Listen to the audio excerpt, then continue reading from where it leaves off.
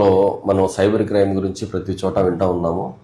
అయితే cyber crime అనేది చాలా మందికి అవగాహన లేకపోవడం వల్ల చెమటోడ్చి కష్టపడి సంపాదించుకున్న డబ్బు మనం ఏదైతే బ్యాంక్ అకౌంట్లో దాచుకుంటూ ఉంటామో ఆ అకౌంట్లో ఉన్న డబ్బు మనకి తెలియకుండానే సైబర్ క్రిమినల్స్ మోసం చేసి ఆన్లైన్లో హ్యాక్ చేసి లేదా మనల్ని జాగ్రత్తగా నమ్మించి అకౌంట్లో ఉన్న డబ్బులన్నీ కొట్టేయడం జరుగుతూ ఉంది.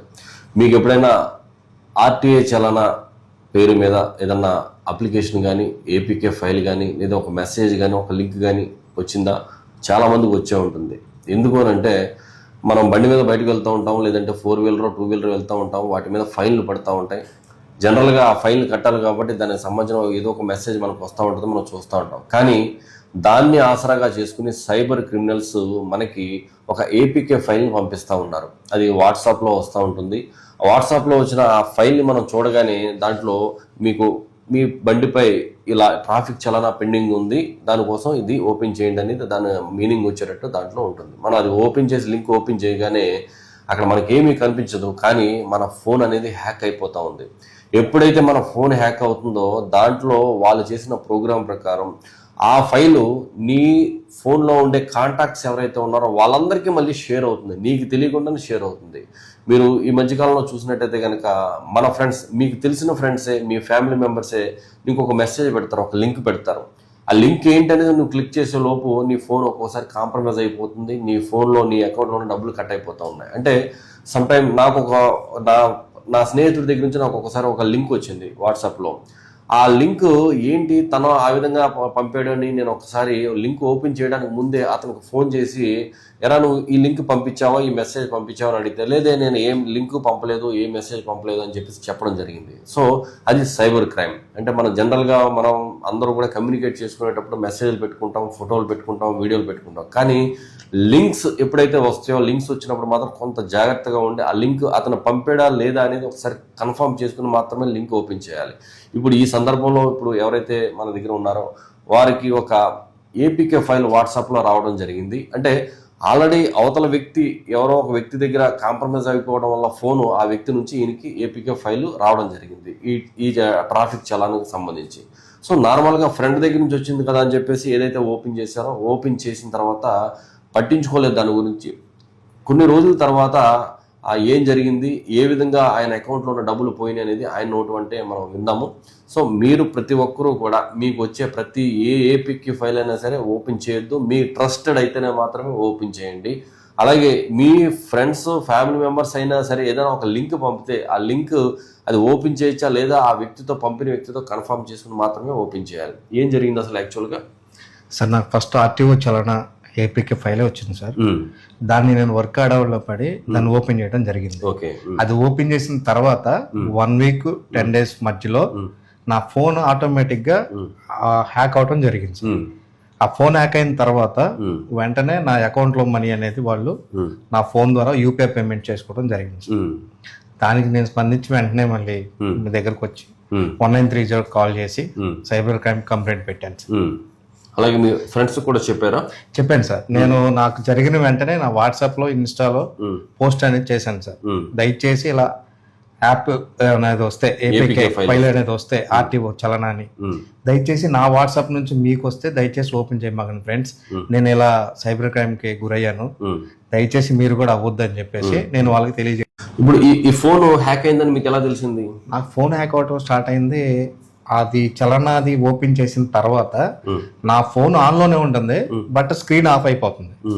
సో నా కంట్రోల్లో లేదు. ఇంకా నాకు హ్యాక్ అవటం అనేది ఎలా తెలిసిందంటే, ఎలా పడితే నాకు తెలియకుండానే యాప్స్ ఓపెన్ అయిపోవడం, నాకు తెలియకుండానే వాట్సాప్ ఓపెన్ అయిపోవడం, నాకు తెలియకుండానే ఫేస్బుక్ ఓపెన్ అయిపోవడం, అలా హ్యాంగ్ అవుతూ వచ్చింది ఫోన్. హ్యాంగ్ అవుతుందో వస్తుందంటే నేను సెల్ పాయింట్కి వెళ్ళి చూపిస్తే ఒకవేళ ఏదన్నా అప్డేట్ అవుతుందేమో అని చెప్పేసి చెప్పారు.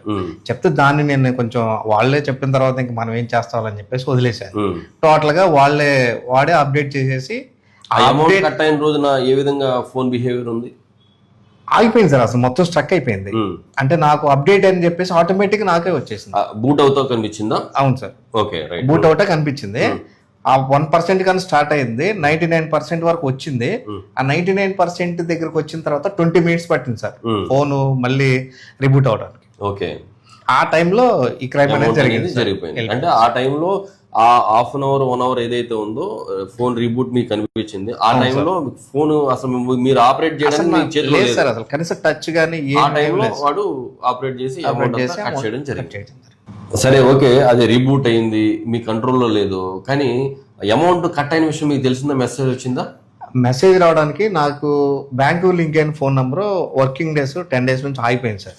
అది రాలేదు. మీకు కట్ అయినట్టు అమౌంట్ కూడా మీకు మెసేజ్ రాలేదు, తెలియలేదు. తర్వాత ఎలా తెలిసింది? తర్వాత నాకు నేను నెట్ బ్యాంకింగ్ ద్వారా నేను చూసుకున్నాను అది. సో నేను తర్వాత మా సిస్టర్ ఒక ఆవిడకి అమౌంట్ కొడదాం అని చెప్పేసి అమౌంట్ కొడదాం అని చూస్తే ఇన్సఫిషియెంట్ బ్యాలెన్స్ అని వచ్చింది. రైట్. అప్పుడు అంటే మీకు మీ రిజిస్టర్డ్ ఫోన్ నెంబర్ దాంతో లింక్ అయిన నెంబర్ స్విచ్ ఆఫ్ లో ఉంది కాబట్టి మెసేజెస్ కూడా మీకు రాలేదు సార్. మీ సిస్టర్ ఎవరో అమౌంట్ ఆవిడకి పంపించాల్సిన అవసరం వచ్చింది కాబట్టి మీరు నెట్ బ్యాంకింగ్ లో చూసుకుంటే బ్యాలెన్స్ కట్ అయినట్టుగా వచ్చింది. అవును సార్. సో అప్పుడు వెంటనే ఇప్పుడు ఇలా సైబర్ క్రైమ్ జరిగిందని మీరు వెంటనే రిలీజ్ అయ్యారు.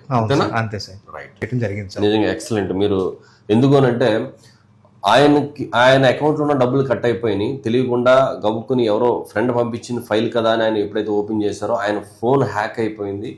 హ్యాక్ అయిపోయిన తర్వాత ఆయన యూపీఐ పేమెంట్ని వాడు కంట్రోల్లోకి తీసుకుని వాడు ఒక ప్రైవసీ మోడ్ పెట్టి ఈయన కూడా ఆ ఫోన్పేని యూజ్ చేయకుండా ఒక ప్రొటెక్షన్ పెట్టడం జరిగింది.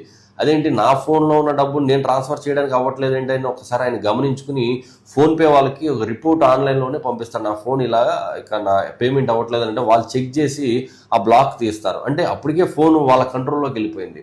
తర్వాత ఎప్పుడైతే ఈయన పేమెంట్ ట్రాన్సాక్షన్ చేశాడో తర్వాత ఆ ట్రాన్సాక్షన్ పిన్ వాళ్ళు ఐడెంటిఫై చేసుకుని ఈయన అకౌంట్లో ఉన్న డబ్బు అంతా కూడా 39,000 రూపాయలు కొట్టేయడం జరిగింది. బట్ ఆయన వెంటనే దీన్ని గ్రహించుకుని రిపోర్ట్ చేసుకుని ఆ అమౌంట్ను ఆపుకోవడం.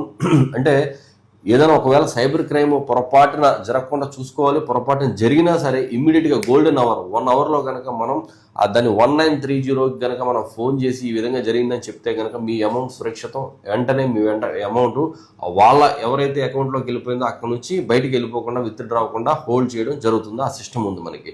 సో వెంటనే రిపోర్ట్ చేయాలి, అంతే తప్ప రేపు వెళ్దాం, ఇంకో రోజు వెళ్దాం, బ్యాంక్కి వెళ్దాం అని వెళ్ళాల్సిన పనే లేదు. 1930కి రిపోర్ట్ చేయండి, లేదంటే కనుక cybercrime.comకి రిపోర్ట్ చేయండి, లేదా మీ నియరెస్ట్ పోలీస్ స్టేషన్కి, లేదంటే మీరు 112 కాల్ చేసి ఈ విధంగా జరిగిందని చెప్పినా మీకు గైడ్ చేయడం జరుగుతుంది. అలాగే ఈయన ఇంకొక మంచి పని చేశారు. ఏంటో అంటే ఆయనకి జరిగిన ఏదైతే ఉందో క్రైమ్ ఏదైతే ఉందో దాన్ని వాళ్ళకి మళ్ళీ ఈయన ఫోన్ నుంచి మిగతా ఫ్రెండ్స్కి ఎవరైనా వెళ్ళుంటే వాళ్ళకు కూడా ఇదే పరిస్థితి జరుగుద్ది కదా అని చెప్పేసి వెంటనే వాళ్ళ ఫ్రెండ్స్కి కూడా ఫేస్బుక్ ద్వారా, ఇన్స్టా ద్వారా, వాట్సాప్ ద్వారా అందరికీ మెసేజ్లు పెట్టి ఈ విధంగా ఏపీకే ఫైల్ ఓపెన్ చేయడం జరిగింది, దానివల్ల ఈ విధంగా జరిగింది. సో మీరెవరు కూడా నా ఫోన్ నుంచి మీకు ఏదైనా మెసేజ్ చేసి ఓపెన్ చేయమంటే మీరు ఎవరు చేయొద్దని చెప్పి వాళ్ళందరినీ కూడా అలర్ట్ చేయడం జరిగింది. వాళ్ళందరినీ కూడా వాళ్ళకి అవేర్నెస్ క్రియేట్ చేయడం జరిగింది. సో దయచేసి మీరందరూ కూడా తెలియని లింక్స్ ఎవరు కూడా ఓపెన్ చేయొద్దు. అలాగే ఇన్స్టాగ్రామ్లో, ముఖ్యంగా ఇన్స్టాగ్రామ్లో వచ్చే ఏ విధమైన డబ్బు ఆశ చూపించే ఏ విధమైన ఆఫర్లు దయచేసి ఆ లింకులు ఓపెన్ చేసి దాంట్లోకి వెళ్ళొద్దు. ఎవరైనా మిమ్మల్ని స్కానర్ పెట్టి దానికి డబ్బులు వేయండి, ప్రాసెస్ ఫీజు అని, ఆ ఫీజు ఈ ఫీజు అని చెప్పి ఎవరైనా చెప్పారంటే సైబర్ క్రైమే. మీకెవరు స్కానర్ పెట్టరు. స్కానర్ పెట్టారు అని అంటే కనుక మీరు దగ్గర నుంచి డబ్బులు లాగడానికి వాళ్ళు స్టార్టింగ్ చేస్తున్నట్టే లెక్క. అక్కడ మీరు వెంటనే 1930కి రిపోర్ట్ చేసి దాన్ని ఆ క్రైమ్ నుంచి మీరు బయటపడాల్సిందిగా కోరుతున్నాము. Thank you.